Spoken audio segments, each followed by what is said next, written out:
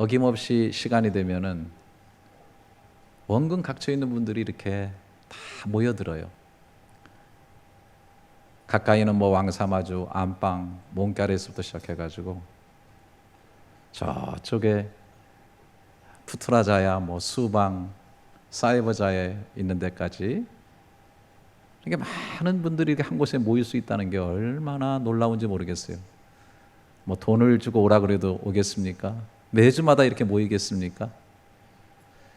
하나님의 은혜와 사랑이 있기 때문에 철이 자석에 끌리는 것처럼 그 은혜와 사랑에 끌려서 이 자리에 오게 되는 거죠.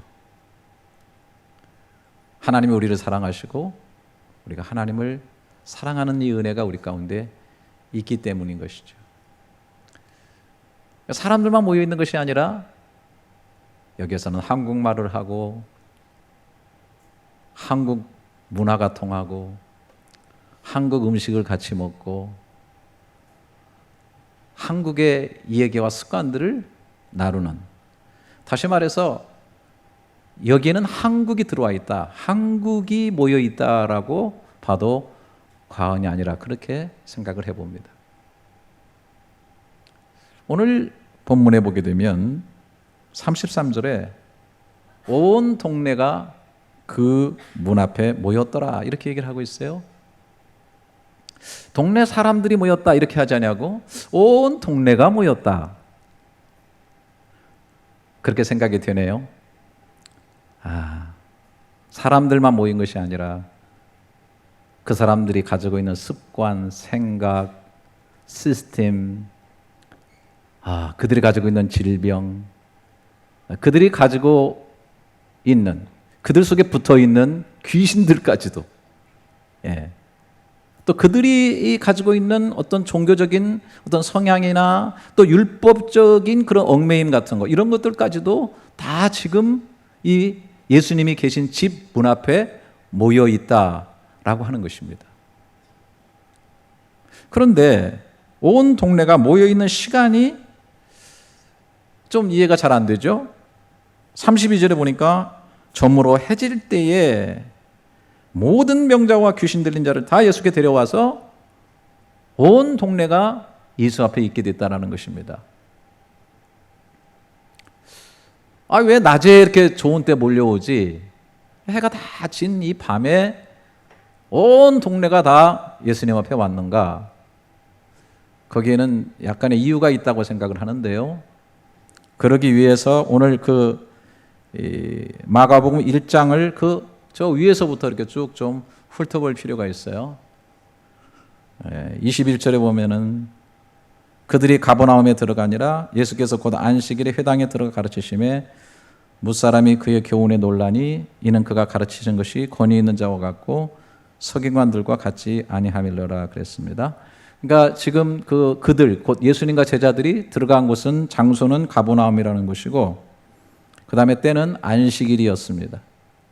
예수님은 안식일에 이 회당에 가가지고 말씀을 나누셨는데 정말 그 가르치는 것이 얼마나 하늘의 권세가 있는지 그 당시에 뭐 성경 연구가들이나 종교인들과 같이 않았다라고 하는 것입니다. 그런데 이제 23절부터 보니까 마침 그들의 회당에 더러운 귀신 들린 사람이 있어 소리질러 이르되 나사렛 예수여 우리가 당신과 무슨 상관이 있나이까? 우리를 멸하러 왔나이까? 나는 당신이 누구인 줄 아노니 하나님의 거룩한 자녀이다. 이 귀신이 귀신같이 알았어요. 그래서 예수님을 하나님의 거룩한 자라고 막 하면서 발광을 시작했어요. 그랬더니 예수님께서 꾸짖어 이르시되 잠잠하고 그 사람에게서 나오라 하시니 더러운 귀신이 그 사람에게 격려를 일으키고 큰 소리를 지르며 나오는지라 다 놀라 서로 물어 이르되 이는 어찌미냐? 권위 있는 새 교훈이로다. 더러운 귀신들에게 명한즉 순종하는 듯 하더라. 예수의 소문이 곧 갈릴리 사방에 퍼지더라. 큰 교훈의 권세의 말씀을 전파했을 뿐 아니라 귀신에 눌린 자를 자유케 하는 그런 사역을 하셨다는 것이죠. 여러분, 유대인들은 안식일에 일하는 것을 절대 금하고 있죠. 안식일을 어떻게 잘 지킬 것인가를 613가지 조항을 따로 만들어가지고 아주 그냥 철저하게 지켰어요. 그래서 안식일에 소가 구덩이에 빠지면 어떡할 거냐? 그 건지려고 하다 보면 그 일이 되는데 어떡할 거냐? 심지어 요즘에도 보게 되면은 유대인들 엘리베이터에 타면 자기가 안 눌러요. 다른 사람이 누를 때까지 기다려요. 누르는 게 일이기 때문에. 여자는 그 브로치를 몇 그램짜리까지 달아야 이게 괜찮은 건가? 뭐 그런 것 가지고 하고. 그 다음에 심지어 전쟁이 일어나도 싸움을 안 해요. 왜? 안식일에는 절대로 일하면 안 되기 때문에. 근데 사실은 그 안식일이라고 하는 그 어떤 규범 자체에 너무 그 껍데기에 얽매여 가지고 본질을 잃어버리고 의미를 상실한 거 아니냐. 그래서 예수님께서는 안식일의 주인이 바로 나다. 안식일에는 사람을 살리는 게 중요하다. 그래서 예수님은 그 안식일에 귀신 쫓기도 하고 병자를 고치기도 하셨고, 이것 때문에 유대인들하고 계속 트러블이 있었어요. 서로 시비가 막 자꾸 논쟁이 생기고 그런 일들이 있었고, 유대인들은 막 어떻게든지 예수님께서 그 안식일에 그런 일을 했다고 하는 것을 막 트집 잡아가지고 예수님을 압박하고 이렇게 했던 것을 보게 됩니다. 그러나 예수님은 안식일의 본질이 영혼을 살리는 거고 그 매임에서 놓이게 하는 것이고 치료하는 것이라는 걸 아셨기 때문에 그 일을 막 중단 없이 하셨어요. 뒤에도 보세요. 29절부터 보면 회당에서 나와 곧 야고보와 요한과 함께 시몬과 안드레의 집에 들어가시니 시몬의 장모가 열병으로 누워있는지라 사람들이 곧 그 여자에 대하여 예수께 여짜오되 나아가사 그 손을 잡아 일으키시니 열병이 떠나고 여자가 그들에게 수종드니라. 베드로 장모님 집에 신방 가셔가지고 거기서 또 열병에 걸려있는 그 베드로의 장모를 고쳐주셨어요. 이런 일들을 계속 하신 거예요. 그러고 나니까 해가 저물 때에 모든 질병 들린 사람, 귀신 들린 사람, 또 그들을 인도하는 사람, 또 구경하는 사람, 이렇게 해가지고 모든 사람들이 동네가 다 예수님에게 나왔다. 그들이 그렇게 나온 거는 거기 종교적인 문제가 있는 거예요. 왜냐? 유대인들의 하루 날 카운트는 우리하고 좀 다르죠. 우리는 아침이 되고 저녁이 되면 하루라고 생각하는데 이미 창세기에서부터 저녁이 되고 아침이 되니 이는 첫째 날이라. 저녁이 되고 아침이 되니, 그러니까 유대인의 계산으로는 하루가 저녁부터 시작을 해가지고 아침에 끝나는 거예요. 밤으로 시작했지만은 새벽으로 끝나는 거예요. 어둠으로 시작됐지만 빛으로 끝나는 거예요. 잠으로 시작됐지만은 일어나서 끝나는 거예요. 그래서 우리 신앙이라고 하는 것은 저녁에는 울음이 깃들지라도 아침에는 기쁨이 오는 것이 우리 신앙이고요. 우리는 죽는 것 같지만은 부활의 새벽을 맞이하는 게 우리의 운명인 것을 믿으시기를 주님의 이름으로 축원합니다. 그래서 늘 아침을 지향하면서 새날을 지향하면서 살아가는 것이 우리들인데, 이 병 들리고 귀신 들린 자들이 눈치를 싹 보고 있다가 해가 지면서 하루가 끝나고 안식일이 딱 끝나니까 잽싸게 몰려 들어가 가지고 예수님이 고쳐달라고 온 거예요. 그러니까 유대인들도 눈치에 얽매여 있는 거예요. 관습에 얽매여 있는 거예요. 그 종교적인 압박 때문에 그냥 살 길을 찾지 못하고, 그러니까 신앙생활을 종교적으로 하면 안 돼요. 율법적으로 하면 안 돼요. 계속 얽매이고 계속 억눌리고, 종교는 사람을 힘들게 해요. 종교는 사람을 얽어매요. 예수님은 우리에게 자유를 주시는 줄 믿습니다. 생명을 주시는 거예요. 종교적으로 신앙생활을 하면 안 돼요.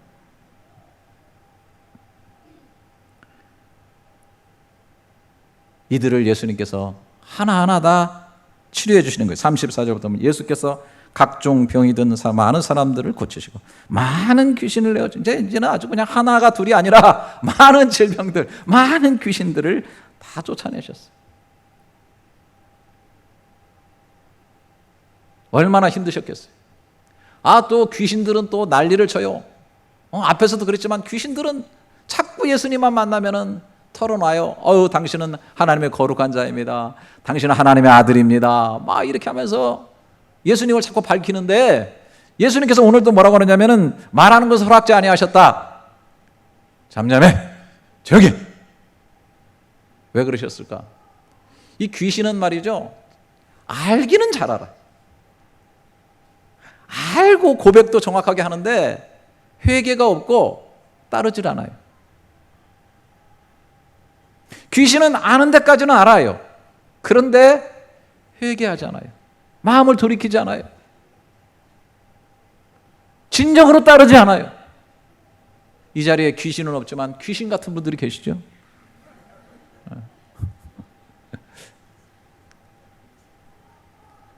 하여튼 이 귀신이 예수님을 얘기해도 정보를 제대로 줄 것 같지가 않아요. 제대로 예수님의 사역을 밝혀줄 것 같지 않아요. 회개하지 않고 제대로 따르지 않는 자가 뭘 제대로 하겠어요. 나중에 왜곡시키기나 하고 말이죠. 그래서 예수님께서 잠잠하라 그렇게 말씀하십니다. 예수님 굉장히 피곤하셨을 것 같아요. 안 그래요?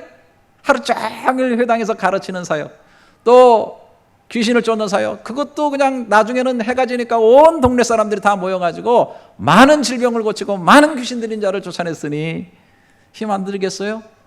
이 사역이 굉장히 피곤한 거예요. 이 사람을 가르친다, 이거 보통 일이 아닙니다. 설교도 되게 힘든 거예요. 네? 학교에서 선생님 가르치는 거는요, 학생들이 바뀌어요. 놀렐루야. 그게 얼마나 좋은지 몰라요. 그 강의 하나 조금 덧붙이기만 하면은 그냥 나중에는 입에서 줄줄줄 어떤 분은 자면서도 강의하시더라고. 목사는 그러면 망합니다. 아이고, 어디 가시지도 않아. 우리 박영일 장로님은 여기 28년을 저하고 같이 있어요, 계속. 웃자고 한 얘기인데 너무 심각하시고 안 오셨으니까 좀. 아유, 참. 근데도 주일 예배 끝나면 오늘 말씀이 날로 새롭다고 그러니까 내가 거의 미칠 것 같아요. 다음 주에 또 새롭게 해야 되니까. 얼마나 힘들어요. 네. 사람을 상담하는 거 보통 힘든 게 아니에요. 깨어진 사람들을 만나서 상담하는 거 얼마나 골치 아픈 일이면 에너지가 쏙쏙 빠져나갑니다. 저는 상담을 좀 못해요. 제가 못해서 못하는 게 아니라 힘들어서 못해요. 거기다 에너지 쏟으면 사역을 거의 못해요. 왜? 아파하는 사람 때문에 너무 아파요, 제가. 힘든 사람을 만나서 얘기하면 너무 힘들어요. 너무 고통스러워요, 제가. 그래서 못하는 거예요. 귀신 쫓아내는 일이 보통 일이 아니에요. 너무 힘든 일이에요. 탈진하는 일이에요. 그것도 밤늦도록 그 사역을 하셨어요. 그런데 잘 아시는 것처럼 놀라운 일이 벌어지죠. 35절에 새벽 아직도 밝기 전에 예수께서 일어나 나가 한적한 곳으로 가사 거기서 기도하시더니라는 말씀이 있는 거예요. 아직 새벽이 오지 않았어요. 아직 빛이 오지 않았어요. 그래서 그냥 어둠 속에 있는 거예요. 어둠에 지금 갇혀 있는 때예요. 한적한 곳이라고 그랬어요. 에리모스 토포스인데, 토포스는 플레이스고 에리모스는 고독한 것, 홀로 있는 것. 또 그냥 번역을 하게 되면 광야라고도 번역이 되어 있더라고요. 길이 없는 곳이에요. 한적한 곳. 길이 없는 광야. 고을에는 다 길이 있어요. 동네에는 다 길이 있어요. 그런데 이 광야는 길이 없어요. 그것도 어둠에 갇혀 있는 곳이에요. 거기에 주님이 피곤한 하루를 다 보내고 늦잠을 자도 시원찮은데 그 새벽에 일어나서 홀로 길을 만들으셔가지고 한적한 광야에 나가셔서 어둠을 응시하시면서 그 어둠 건너편에 길을 바라보시면서 또 그 어둠 속에서 자신의 정체성에 마주하면서 나는 어떤 존재인가, 어떤 목적을 이루며 살아야 되는가, 나를 향하신 하나님의 뜻은 정확하게 무엇인가, 나는 다음 행로를 어떻게 해야 되겠는가라고 하는 하나님과의 깊은 대화의 시간을 가지신 거예요. 하나님의 아들이심에도 불구하고 이런 시간을 가졌다는 사실을 우리가 주목해야 되는 거죠. 이러한 한적한 곳에서의 그 에너지가 다음에 나오고 있는데, 오늘 36절에 보게 되면은 시몬과 및 그와 함께 있는 자들이 예수의 뒤를 따라가 만나서 이르되 모든 사람이 주를 찾나이다. 이르시되 우리가 다른 가까운 마을들로 가자. 거기서도 전도하리니 내가 이를 위하여 왔노라 하시고, 이에 온 갈릴리에 다니시며 그들의 여러 회당에서 전도하시고 또 귀신들을 내어 쫓으시더라 그랬어요. 아침에 일어나 보니까 제자들이 보니까 예수님이 안 계셔요. 그래서 이 주동자 베드로하고 다른 제자들이 예수님을 찾으러 갔는데, 어이구 길도 없는 광야 한 귀퉁이에 계신 거예요. 왜 여기 계십니까? 많은 사람들이, 모든 사람들이 주를 찾나이다 이렇게 돼 있죠. 필요해서 찾았겠죠. 그 필요한 게 뭐겠어요? 아이고 지난 밤에 그냥 고침받은 사람들이 너무너무 좋아서 밤새 잠을 이루지 못하고 막 파티를 하다가 오늘 정말 제대로 한번 대접하겠다고 아마 그럴 수도 있고요.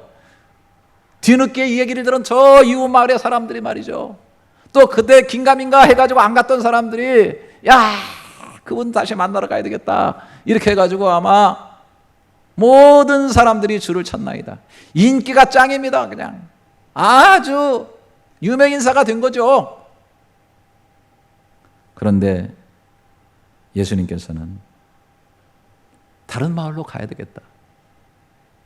왜? 거기서도 전도하리니 내가 이를 위해서 왔노라. 이거 한번 따라서 해보셔야 되겠는데요. 내가 이를 위해서 왔노라.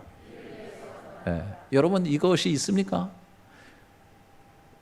만약에 이 자리에 계신 분들 중에 내가 이를 위해서 지금 존재하고 있고 내가 이를 위해서 이 땅에 왔다라고 하는 것에 물음표에 대해서 여러분이 답하실 수 있다면 그런 답하는 삶을 산다면 저는 제가 개런티할 수 있습니다. 그 인생은 결코 후회하지 않는 인생일 것이다. 가장 보람된 인생일 거라고 저는 확신합니다. 예수님은 내가 이를 위해서 완 그것을 한적한 시간에 확인하신 거예요. 정확하게 보신 거예요. 내가 영웅 대접을 받고 내 인기가 올라가고 이런 것이 중요한 것이 아니라 내가 해야 될 일을 챙기고 이 땅에 보내신 하나님의 목적을 이루어야 되겠다. 여러분 동네에만 머물러 있으면 하나님과 함께하는 공간이 점점 없어져요. 기도를 여러 가지로 오늘 한적한 곳에서 기도하셨다는데 오늘 이 본문의 흐름 속에서 기도를 한번 정의해 본다면 이렇게 정의해 볼 수 있지 않을까요? 기도란 하나님과 함께하는 공간을 만들어내는 의식적, 집중적, 규칙적인 노력이다. 이 한적한 곳은 하나님과의 교제를 만들어내는 공간이 된다라고 하는 거예요. 우리의 동네는 보고 듣고 읽어야 되고 찾아가고 대화하고 걱정해주고 고치고 만들어야 될 것으로 가득 차 있습니다. 분주한 것이 동네입니다. 끊임없이 흘러갑니다. 그러나 진정한 목적을 잃어버리고 결국 나를 잃어버리게 됩니다. 동네에만 계속 그 유명세에 있고 다니다 보면 나를 잃어버리고 변질되는 사람들이 많습니다. 타락하는 신앙인들이 많습니다. 겉은 화려한데 열매를 맺지 못하는 그런 사람들이 많이 있습니다. 앞에서는 굉장하고 화려하고 많은 것을 남기는 것 같은데 뒤에 가면 형편없이 무너져 내리는 그런 삶을 살아가는 사람도 많이 있습니다. 이러한 사람들이 하늘을 숨쉬고 그 흐릿한 불투명의 세상 가운데서 또릿한 눈으로 하나님의 목적을 바라보고 내가 어디로 가야 될지 그 어둠 속에서도 빛을 응시하면서 길을 내며 갈 수 있는 것이 바로 한적한 삶의 비결인 것입니다. 한적한 장소의 비밀인 것입니다.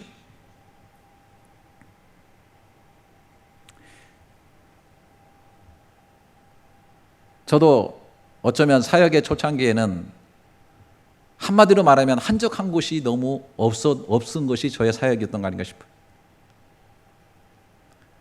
주님이 가르치셨더니 한적한 것이 없다 보면 어떤 현상이 벌어집니까?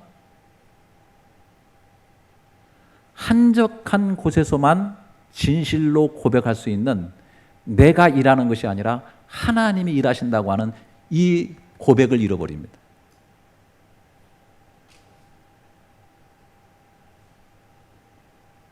이 모든 것들이 내 공로요, 내 힘이 아니라고 하는 사실을 정확히 볼 수 있는 통찰력을 한적한 곳이 아니면 발견하기가 어렵습니다.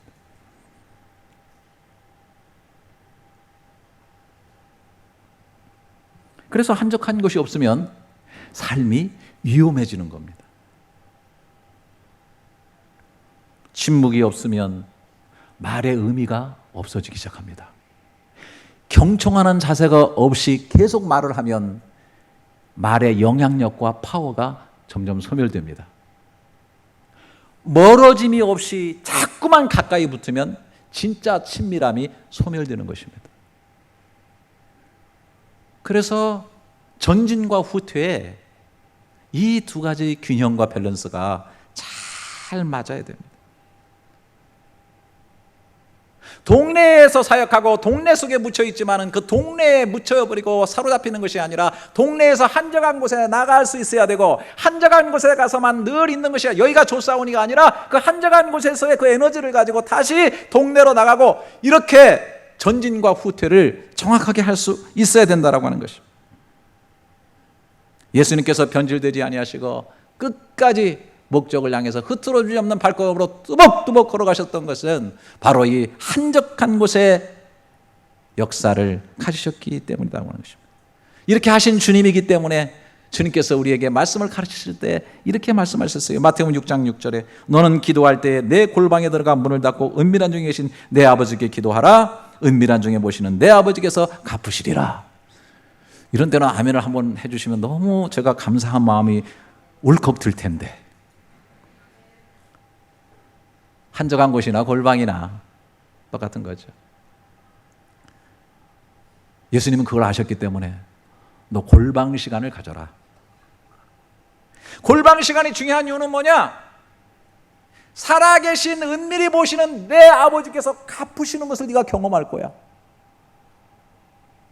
온 나라가 나서가지고 한 달 동안 낮에 금식하면서 이렇게 하지만은 여러분, 거기에 무슨 위대한 역사가 있습니까? 주님은 말씀하시는 거예요. 네 인생의 삶의 맥락 속에 바쁘고 힘들고 어려운 그 동네의 삶 가운데서도 한적한 공간을 만들어서 골방으로 들어가라.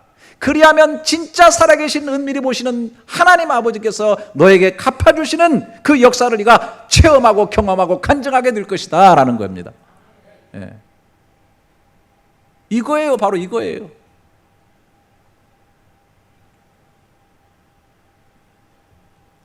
그런데 왜 이렇게 설교를 하고 또 한적한 그 홀로의 시간을 가져야 된다는 것을 알면서도 사람들이 그걸 하지 못할까요? 오늘 이 설교를 듣고도 왜 그게 어려울까요? 물론 바쁘니까 어렵죠. 하지만 모처럼 시간을 내가지고서 혼자 있는 시간을 좀 해가지고 좀 해보려고 하면 온갖 상념들이 떠오르죠. 마치 구정물 이렇게 막 휘저어 놓는 것처럼 말이죠. 혼자 앉아 있으면 온갖 것들이 공상, 상념, 망상 막 떠오르고, 막 건더기들이 막 떠오르고, 그 다음에 내가 읽지 못한 메일이 혹시 왔을까 떠오르고, 스마트폰 열어봐야겠는데 또 떠오르고, 또 그 다음에 챙기지 못했던 그 사람이 떠오르고, 그 다음에 미래에 대한 염려와 걱정이 떠오르고, 막 이런 게 막 떠오르죠. 혼란스럽죠. 그러다 보니까 에이 때려쳐야 되겠다. 그 다음에 뭐예요? 또 홀로 있는 걸 두려워해요. 여러분 죄송합니다. 연세가 있을수록요, 홀로 있는 시간을 엔조이할 수 있어야 돼요. 홀로의 시간을 꼭 가질 수 있어요. 근데 여러분, 사실은 이렇게 한적한 곳에서의 이 시간이 바로 그런 것 때문에 복 있는 시간이고 은총의 시간이에요. 막 상념들이 떠오르고 막 내면세가 뒤죽박죽되고 막 홀로 있는 것이 막 두렵고 이런 것이 막 떠오르는 것 자체가 여러분 축복이에요. 왜? 그게 지금 정리할 거거든요. 지금 내 내면 세계가 문제가 있다는 걸 내가 보고 있는 거거든요. 그러니까 퇴각해버리는 것이 아니라 이걸 처리해야 되는 거예요. 처리해야 되는 거예요. 집안에 쓰레기가 있으면 쓰레기부터 정리해야만 내면의 질서가 세워지는 것처럼 말이죠. 제가 교회 출근하려고 하면 꼭 제 아내가 봉다리를 한 서너 개씩 줘요. 쓰레기 봉다리. 아니 제가 쓰레기로 보이나, 나가려고 하면 저 안에 있는 쓰레기도 또 이렇게 다 해가지고 또 가지고 나와요. 멀어요 좀 쓰레기 버리는 데가.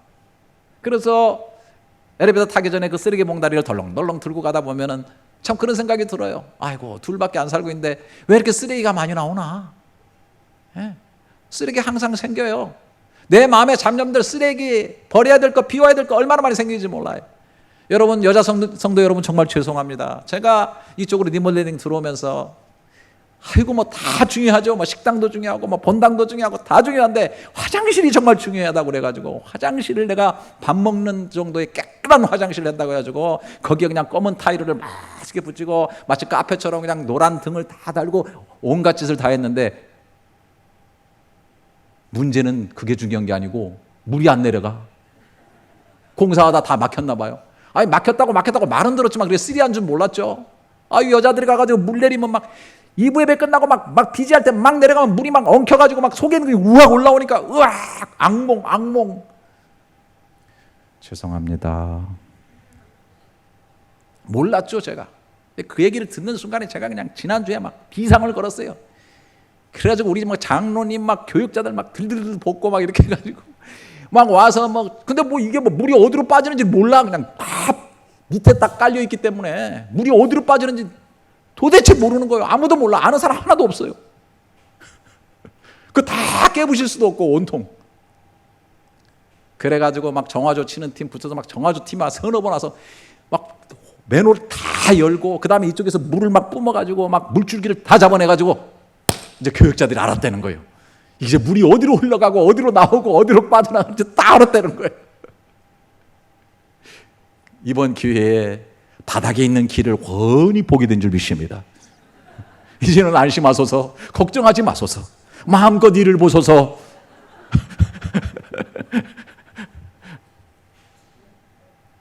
아무리 겉번지르게 해놓으면 뭐랍니까? 다 막혀 있는 거. 우리의 삶에 뭐 번지르게 다니면 뭐랍니까? 내면 세계가 다 막혀 있고 하늘길 막혀 있고 지혜의 길도 막혀 있고 가슴만 답답한데 움직이면 움직일수록 열심을 내면 낼수록 더 방향성 더 틀어져 가지고 더 멀리 가다가 다시 돌아가야 되는 왕복의 수고를 더하는 우리의 삶이 아닙니까? 내면 세계를 파봐야죠. 은혜의 물줄기를 흘려봐야죠. 쓰레기를 치워야죠. 그런 기회인 것입니다. 잡념이 떠오릅니까? 상념이 떠오릅니까? 온통 내면 세계가 엉클어져 있습니까? 피하지 마십시오. 대면하십시오. 청결하게 만드시고 씻어내시고 내 안에 있는 주인을 발견하십시오. 성령님이 내 안에 계십니다. 할렐루야. 그 성령님을 다시 붙잡고 성령님께 이끌림을 받으면 성령님께서 내 속에 또 지혜를 주시고 힘을 주셔서 헤쳐나갈 수 있는 능력을 허락해 주시는 거예요. 그래서 내면 세계의 힘이 강해져요. 내면 세계의 주인 되신 주님에게 내가 복종하고 엎드리고 그분의 뜻에 내 자신을 쳐서 복종시키는 파워가 강해지게 되면은 세상이 못할 일이 없어요. 없는 세상에도 길을 내고 가는 것입니다. 없는 바위도 뚫어서 물이 솟아나게 되는 것입니다. 우리 주님께서 바로 그 일을 하신 겁니다. 한적한 곳에서, 고독한 곳에서, 새벽 미명에 골방의 시간을 만들어서 아버지 하나님 앞에 엎드려서 자신의 길을 낸 것이죠. 니엘 피오레라는 사람이 이런 시간들이라고 하는 시를 썼습니다. 하루를 시작하기 전에 생각하는 시간을 따로 떼어두십시오. 그것이 힘의 원천이기 때문입니다. 읽는 시간을 따로 떼어주십시오. 그것이 지혜의 셈이기 때문입니다. 사랑하고 사랑받는 시간을 따로 떼어두십시오. 사랑은 하나님이 우리에게 부여한 특권이기 때문입니다. 웃는 시간을 따로 떼어두십시오. 그것이 우리 영혼의 음악이기 때문입니다. 주는 시간을 따로 떼어두십시오. 그것은 이기적이기엔 우리 하루가 너무 짧기 때문입니다. 기도하는 시간을 따로 떼어두십시오. 기도야말로 지상 최대의 힘이기 때문입니다. 제가 여기 마을, 뭐 동네 다 이게 헬라어로 보면 폴리스예요, 폴리스. 여기 영어로 하면 시티, 도시의 삶. 도시의 삶이 얼마나 분주하고 얼마나 바쁩니까? 해야 될 일이 얼마나 많습니까? 휘돌아칩니다. 그러나 한적한 곳을 만들어야 되고 골방을 만들어야 돼요. 기도의 시간을 만들어야 되는 것입니다. 여러분 집을 나설 때 어떻게 해야 되죠? 하루 일을 시작할 때 오늘 집을 나서기 전 잠깐 기도했나요? 오늘 은총 많이 받고 싶죠? 오늘 받을 은총 위에 뭐 해야죠? 기도했나요? 같이 한번 불러주시면 얼마나 감사할까? 기도는 우리의 안식 빛으로 인도하니 앞이 캄캄할 때 기도 잊지 마세요. 한적한 시간이 여러분에게 있습니까? 기도하겠습니다. 바쁨과 치열함이 있는 도시의 삶에서 한적한 광야의 시간을 가질 줄 아는 지혜를 열어 주시옵소서. 영혼과 삶에 쌓여있는 쓰레기들과 막힌 것들을 지우고 어둠 속에서 새길을 보며 사랑받는 하나의 참 자녀됨의 정체성과 우리에게 주신 삶의 목적을 회복하며 아버지께서 친히 갚아주심을 경험하는 골방과 한적한 곳이 있게 하여 주시옵소서. 한적한 곳에서 하나님과 함께하는 강한 에너지를 가지고 우리의 도시에서 치료와 변화를 일으키며 살게 하여 주시옵소서. 이 시간 귀한 예물을 올려드립니다. 체험을 주시는 하나님께 감사하며 드림과 나눔으로 가는 모든 헌금들을 축복하여 주시고 말씀 그대로 후히 주시며 누리게 하시는 하나님을 경험하며 모든 것이 넉넉하여 모든 착한 일을 행하기에 넉넉한 삶이 되고 미래의 참된 틀을 쌓는 복된 삶들이 되게 하여 주시옵소서. 예수님의 존귀하신 이름으로 기도드립니다. 아멘.